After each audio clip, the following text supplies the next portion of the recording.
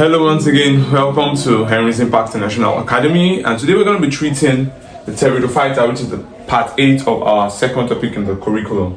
Alright, yeah. Now, this is a typical example of a Pteridophyta, and by name this is our Dryopteris, which the syllabus entails we use as a typical example. Dryopteris, commonly called the fen. Alright. When we see the Pteridophyta, the first thing I want you to understand is that the first successful evolved vascular plant. So they are vascular plants. Yeah? They are vascular plants, meaning that they have both xylem and phloem. And what are these things used for? They're used for conduction of materials.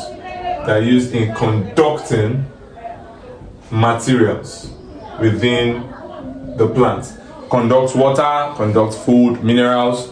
Are we together there now? So that's that for that. Another thing again unique about the Pteridophytas there I need you to understand is that they lack seeds.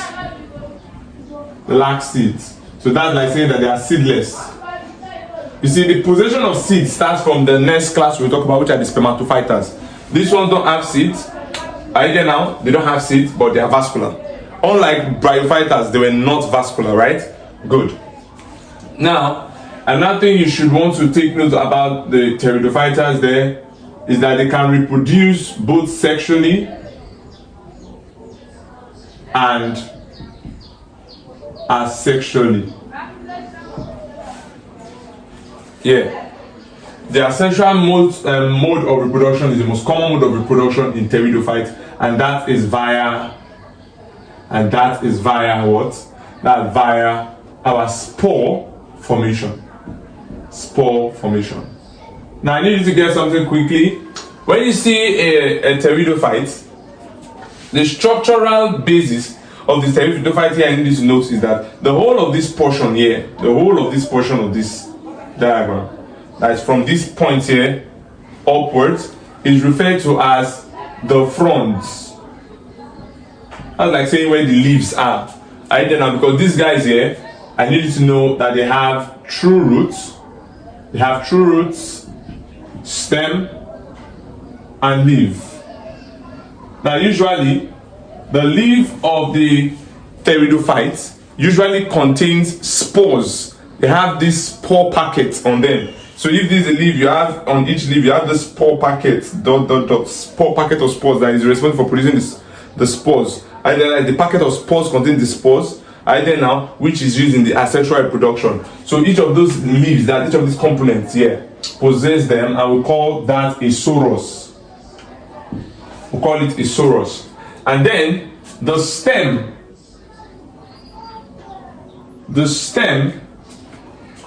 of the Pteridophyte is usually horizontal. They have horizontal stem. That's this what that you see here, which is called a rhizome, not rhizoid now. A rhizome. So we call it a rhizome. So a rhizome is simply an horizontal underground stem. So it's usually found underground. Are we there now? And then it has its roots, which emerge downwards, right? Good. So just to recapitulate on that, from here to here we called it the what? The front. Okay. Now, inside this front, this region here, inside the front. Okay, let me just start from here. This point here, we call this point the stalk. Is the stalk. But this region here that serve as anchorage to each of the leaf extensions or the soros extensions, we call that a rachi. We call it a rachi. Are you there now? Why the leaf projections themselves, each of them, we'll call them a pinule. Good. We'll call it a pinule. Now, this is an immature fen. Are you there now? That is trying to grow, or I can call it an immature frond. We call it an immature frond. That is trying to grow also from a point in the rhizome. We call this a crosier. So the crosier is folded Are you there now? It's folded, and then when it's getting mature, it opens up. Are you there? Good. So that's it. The crosier. Are we there? So that's basically it about this. Let me label this the rhizome. The rhizome, and then we have this one here, which we'll call roots. And I said on these guys, you have the sorus, or you can see them call it suri. That's singular and plural. All right. So that's that about the structure. So let's quickly expatiate on the reproduction, the asexual reproduction. We said it's by spore. So what really happened there is that when the spores are matured within the sorus burst open, and then these spores are dispersed by wind.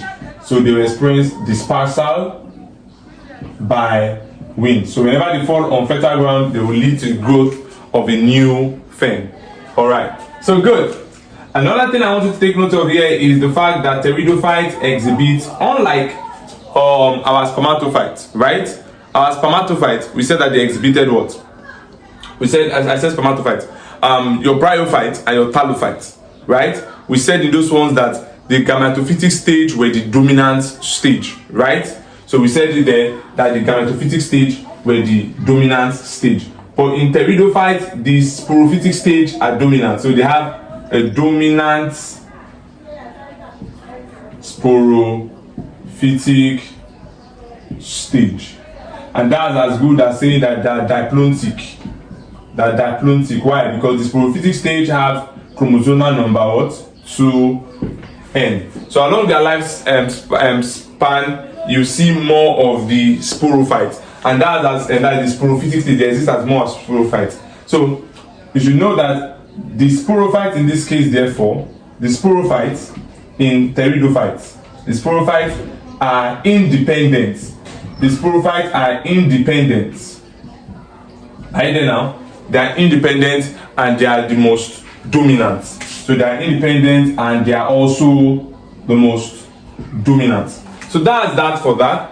The life cycle still remains the same process when you want to draw it out. Just that now you should know that the dominant stage is the sporophytic stage. Then also, you want to take note of the fact that it also has the archegonium and the antheridium. But where is it found? It is found on the immature love-shaped stage of the fern. So during the development now, when the spores drop, those spores will usually develop into what we call a prothallus. Either now a love-shaped prothallus, which is usually something like this, a love-shaped prothallus. And around this love-shaped prothallus, around this region of the love-shaped prothallus, you have a source of the egg. Are you there now? Which is a site for extension of the archegonium. So I can just put it here now that this is the site for the extension of the archegonium. So the archegonium, just like what we discussed in talophytas and bryophytas, the archegonium there is where you have your what? Is where you have your egg being produced, right? Then you also have these regions here that you have extensions. So around these regions here, you have extensions for the antheridium. Antheridium, which is the site for the production of the sperm. And I said the sperm will always locate the egg via what? Chemotaxism. Very important point here. Chemotaxism. Good. And this chemotaxism is as a result of the chemical produced by these guys called what? Malic acid, majorly. Malic acid, I told you that it might also be normal peptides. It can also be peptides that is doing that stuff, and you can also have cyrenine. Cyrenine. So these are chemicals that are responsible for the chemotaxism. They are produced on the archegonium or the egg site, either now for the attraction of the sperm.